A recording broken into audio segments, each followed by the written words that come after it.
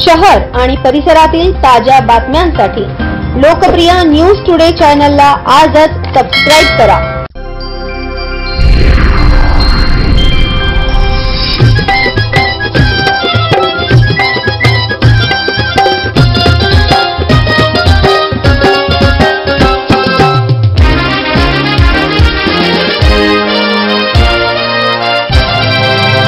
आयकर विभागाचा अधिकारी असल्याचे सांगून माजी मंत्री यांचे स्वीय सहाय्यक यांना फोन करून 1 कोटीची मागणी करणारा आरोपी जेरबंद। गुन्हे शाखा युनिट क्रमांक 1 नाशिक शहरची कामगिरी दिनांक 23 एप्रिल 2025 ते दिनांक 16 मे 2025 पावेतो माननीय आमदार श्री छगनरावजी भुजबळ साहेब यांचा मोबाईल हा त्यांचे स्वीय सहाय्यक संतोष आबासाहेब गायकवाड हे वापरत असल्याने त्यांच्या मोबाईलवर अनोळखी इसम याने वेळोवेळी वेगवेगळ्या क्रमांकावरून फोन करून मी इन्कम टॅक्स अधिकारी आहे, तुमचे साहेबांचे त्र्यंबकेश्वर नाशिक फार्म हाऊसवर माल ठेवलेला आहे, तेथे आयकर विभागाची रेड पडणार आहे, त्या टीममध्ये मी आहे, तुम्हाला मदत हवी असल्यास 1 कोटी रुपये द्यावे लागतील अशी खंडणीची मागणी केली होती। तसेच पैसे नाही दिले तर कार्यवाही करण्याची धमकी दिली होती। सदरचा मोबाईल क्रमांक त्यांचे स्वीय सहाय्यक संतोष आबासाहेब गायकवाड यांच्या मोबाईलवर डायव्हर्ट असल्याने त्यांनी सदरची घटना ही माननीय पोलीस आयुक्त नाशिक शहर यांच्याशी संपर्क करून त्यांना सांगितली।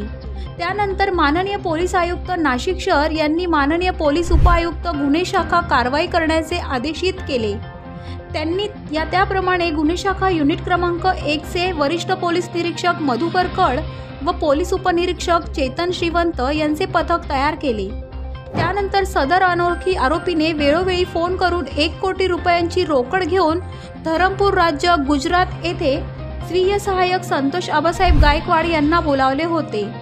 त्या अनुषंगाने गुन्हे शाखा युनिट क्रमांक 1 चे वरिष्ठ पोलीस निरीक्षक मधुकर कड यांच्या मार्गदर्शनाखाली पोलीस उपनिरीक्षक चेतन श्रीवंत, पोलीस हवालदार रमेश कोळी, प्रदीप म्हसदे, योगीराज गायकवाड, महेश साळुंके, प्रशांत मरकड, विशाल काठे, देवीदास ठाकरे, नजीम खान पठाण, पोलीस अंमलदार आप्पा पानवळ, नितीन जगताप, राहुल पालखेडे अशा पथकाने स्वीय सहाय्यक संतोष आबासाहेब गायकवाड यांनी मागणी केल्याप्रमाणे काही डमी व काही खरे असे हे साक्षीदार नामे नरेंद्र पुंडलिक सोनवणे यांच्याकडे दिले होते।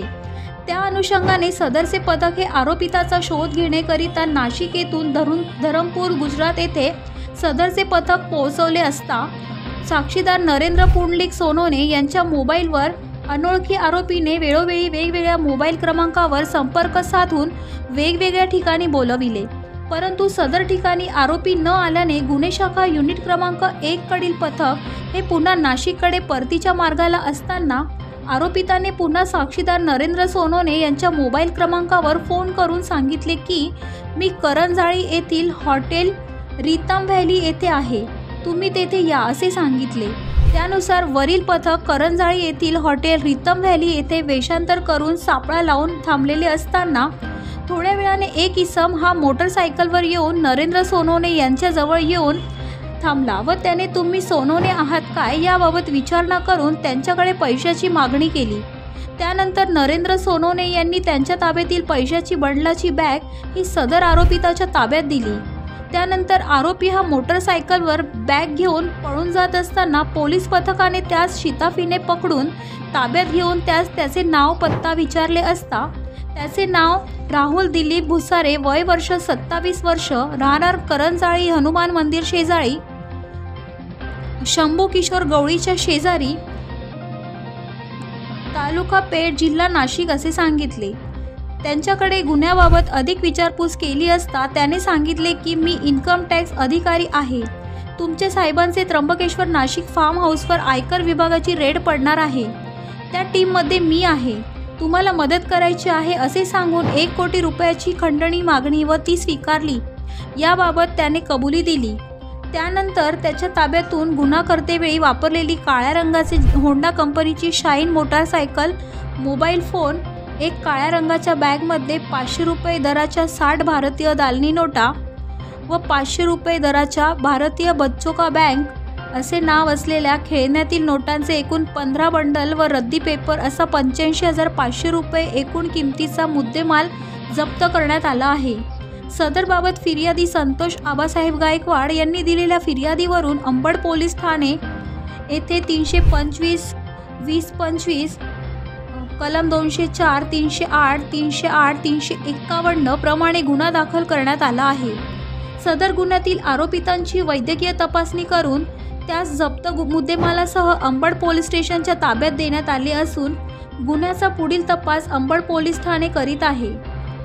सदरची कामगिरी माननीय श्री संदीप कर्णिक पोलीस आयुक्त व माननीय श्री प्रशांत बच्चाव पोलीस उपायुक्त गुन्हे शाखा, माननीय संदीप मिटके सहाय्यक पोलीस आयुक्त गुन्हे शाखा यांच्या मार्गदर्शनाखाली गुन्हे शाखा युनिट क्रमांक 1 नाशिक शहरकडील वरिष्ठ पोलीस निरीक्षक श्री मधुकर कड, पोलीस उपनिरीक्षक चेतन श्रीवंत, पोलीस हवालदार रमेश कोळी, प्रदीप म्हसदे, महेश साळुंके, प्रशांत मरकड, विशाल काठे, देवीदास ठाकरे, योगीराज गायकवाड, नाजिम खान पठाण, रोहिदास लिलके, पोलीस अंमलदार आप्पा पानवळ, नितीन जगताप, राहुल पालखेडे, अमोल कोष्टी तसेच पंचवटी पोलीस स्टेशनकडील पोलीस हवालदार संतोष जाधव अशांनी केलेली आहे. BSc झालेला एक ग्रॅज्युएट 23 वर्षाचा करंजाळी पेठ तालुका येथील युवक आहे. कुठलंही काम नाही, फक्त